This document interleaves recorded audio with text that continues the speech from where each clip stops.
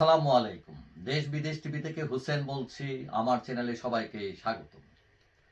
শেখ হাসিনা সরকারের পতন কেন ঘটলো, কারা এর পেছনে ছিল, এটা নিয়ে চুলচেরা বিশ্লেষণ হচ্ছে, দোষারোপ হচ্ছে। কেউ বলছেন সেনাবাহিনী করেছে, কেউ বলছে ওই বৈষম্যরা করেছে, কেউ বলছে আমেরিকা করেছে। মানে আলোচনার কোনো শেষ নাই। এখন এই যে দোষারোপের রাজনীতি, চুর গেলে গিয়া বুদ্ধি বাড়ে, এইসব জিনিস আমরা দেখতে পাচ্ছি। এখন শেখ হাসিনা সরকারের পতন কিন্তু হঠাৎ হয়নি, এটা একটা ধারাবাহিক প্রক্রিয়া ছিল এবং এই প্রক্রিয়ার শেষে যেটা ঘটেছে সেটা হলো পতন। এখন আওয়ামী লীগের লোকজন কেউ কেউ বলছেন যে এখানে গোয়েন্দা ব্যর্থতা ছিল, কেউ বলছেন সেনাবাহিনী যদি চাইতো টিকিয়ে রাখতে পারত, হাজার বছর চেষ্টা করলো অন্যরা শেখ হাসিনাকে বিদায় করতে পারতো না, বিভিন্ন ধরনের কথাবার্তা। এখন সেনাবাহিনী সমাজেরই একটি অংশ, এখানে সমাজে অনেক পক্ষ থাকে। এখন কেউ কেউ বলছেন হাসিনা নিজেই দায়ী, কারণ তার অহংকার বেশি, একগুঁয়েমিতা বেশি, অতি আত্মবিশ্বাস তার। এবং কেউ কেউ এটাও বলছেন যে শেখ হাসিনা অনেকটা বদ্ধহীন হয়ে পড়েছিলেন। বিশেষ করে ইউরোপ, আমেরিকা, তারা অনেক সোচ্চার ছিল। বিশেষ করে মানবতা বিরোধী অপরাধ, হত্যা, গুম, এগুলো নিয়ে তারাও সোচ্চার ছিল, কিন্তু শেখ হাসিনা পাত্তা দেননি। আরেকটা জিনিস হলো যে শেখ হাসিনা মানে কথা বলতে বলতে আমেরিকার বিরুদ্ধে কথা বলতেন তিনি, এবং তিনি আগেও আশঙ্কা প্রকাশ করেছিলেন যে আওয়ামী লীগ চাইলে, আমেরিকা চাইলে তাকে ক্ষমতা থেকে সরাতে পারবে। এখন এইটা ছাড়াও আসলে আওয়ামী লীগ সরকারের পতন হয়েছে কৌশলগত কারণ। এই যে কোটা আন্দোলন ছিল, মানে এটা সহজ একটা বিষয় ছিল, সমাধানযোগ্য ছিল, কিন্তু সরকারের যে কৌশল, সেটা সরকার সমাধানে না গিয়ে সেটাকে নিজেরাই কঠিন করে ফেলে। এবং এই সরকার পেতনের পেছনে আরেকটি উপাদান ছিল ছাত্রলীগ। মানে এই ছাত্রলীগ সাধারণ ছাত্রছাত্রীদের প্রতি অনেকটা জুলুম করেছে এবং দেয়ালে পিঠ ঠেকে যাওয়ার অবস্থা, এবং তাদেরকে মিছিলে যাওয়াতে বাধ্য করা, হলে সিট নিয়ে, হ্যাঁ, ছাত্রলীগ না করলে সিট পাবা না, বেরিয়ে যাও, মানে এই যে আধিপত্য বিস্তার করা, মাস্তানি করা, এইসব কারণে সাধারণ ছাত্ররা অনেক খেপে গিয়েছিল। তারপর আছে রাজাকার ইস্যু। এখন রাজাকার ইস্যুটাকে এমন একটা জিনিস বানায় ফেলছেন রাজাকার, মানে কথায় বার্তায় সবকিছুতেই রাজাকার। ওই যে হোমিওপ্যাথিক ওষুধ আছে না, ওইখানে কিন্তু ওই যে ড্রপ দেয়, এটার সাথে কিন্তু সুগার দেয়। হ্যাঁ, মানে প্রত্যেকটা ওষুধের সাথে সুগার যায়।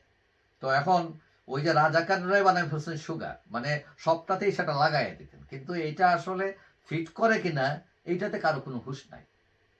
তারপরে আছে দুর্নীতি, অর্থনৈতিক মন্দা, অর্থ পাচার, এগুলো তো আছে। আরেকটি ব্যাপার হলো যে শেখ হাসিনা সরকার 14 দল, জাতীয় পার্টি, এদেরকে গুরুত্ব না দেওয়া, মানে তাতে হয় কি সরকারও অনেকটা দুর্বল হয়ে পড়েছিল।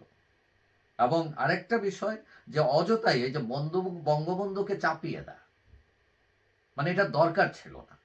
বঙ্গবন্ধু স্বাধীনতা তার যে ভূমিকা, তিনি এমনি নায়ক, মহানায়ক, মানে তাকে চাপিয়ে দেওয়া মানে অতি বঙ্গবন্ধু প্রীতি দেখানো বা চাপিয়ে দেওয়াটাকেও কেউ কেউ মনে করছেন কাল হয়েছে।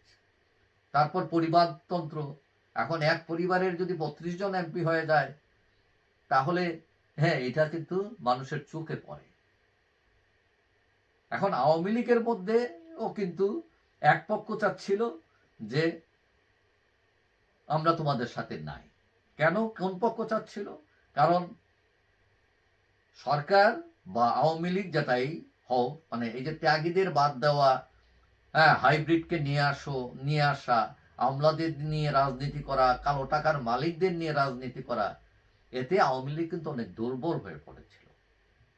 কারণ আপনার সংগঠন যদি জোরদার না থাকে, ওই হাতে গোনা কয়েকজন মাস্তান ফাস্তান, হ্যাঁ, লাঠি সোটা নিয়ে রাস্তায় হাঁটলেই আওয়ামী লীগ টিকে যাবে, এই হিসাবটা ভুল ছিল। তারপরে পুলিশ নির্ভর হয়ে যাওয়া, পুলিশের বাড়াবাড়ি এবং তাকে প্রশ্রয় দেওয়া, পুলিশ দিয়ে কি রাষ্ট্র টিকানো যায়, সরকার টিকানো যায়?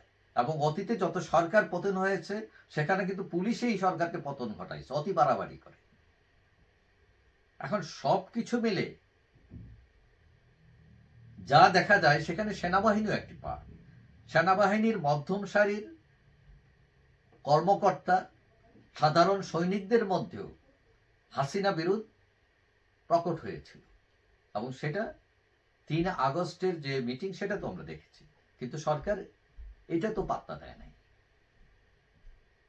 এখন এই সুযোগকে, এই যে চারিদিক থেকে যে আওয়ামী লীগ বিরোধী বা সরকার বিরোধী একটা উত্তেজনা ছিল, সেইটাকে কাজে লাগাইছে বৈষম্য বিরোধীরা, বিএনপি, জামাত, ইসলামী দলগুলো, যার ফলে ওই যে পতনের বৃষ্টি ধীর ধীর ধীর ধীর করে নামছে। এখন অবস্থা এমন দাঁড়িয়েছে যে এই আওয়ামী লীগের মধ্যেও কিন্তু কিছু লোক অলিখিতভাবে কিন্তু আওয়ামী লীগের পতন চাইছে। এবং আপনারা জানেন, এই যে ছাত্র বৈষম্য বিরোধী ছাত্র আন্দোলন হলো, কোটা আন্দোলন, সেখানে ছাত্রলীগের অনেক লোকজন ছিল, অর্থাৎ দলের ভিতরও বিদ্রোহ ছিল। তো সবকিছু মিলিয়ে শুধু সেনাবাহিনীকে দোষী দেওয়া, এটা আমি মনে করি না যৌক্তিক। সেনাবাহিনী একটি পার্ট, সমাজেরই একটি অংশ। সবকিছু মিলিয়ে অবস্থাটা দাঁড়িয়েছে যে শেখ হাসিনা বাধ্য হয়েছেন ক্ষমতা ত্যাগ করতে। তবে ভুল থেকে আওয়ামী লীগের শিক্ষা নেওয়া উচিত, এবং আওয়ামী লীগ বিশাল এক দল, এটা একদম ডুবেও যাবে না, তবে আত্মশুদ্ধি করে দাঁড়াতে সময়ও লাগবে না। যাই হোক, সবাই ভালো থাকবেন। আশা করি দেখা হবে অন্য কোনো ভিডিওতে, ইনশাআল্লাহ।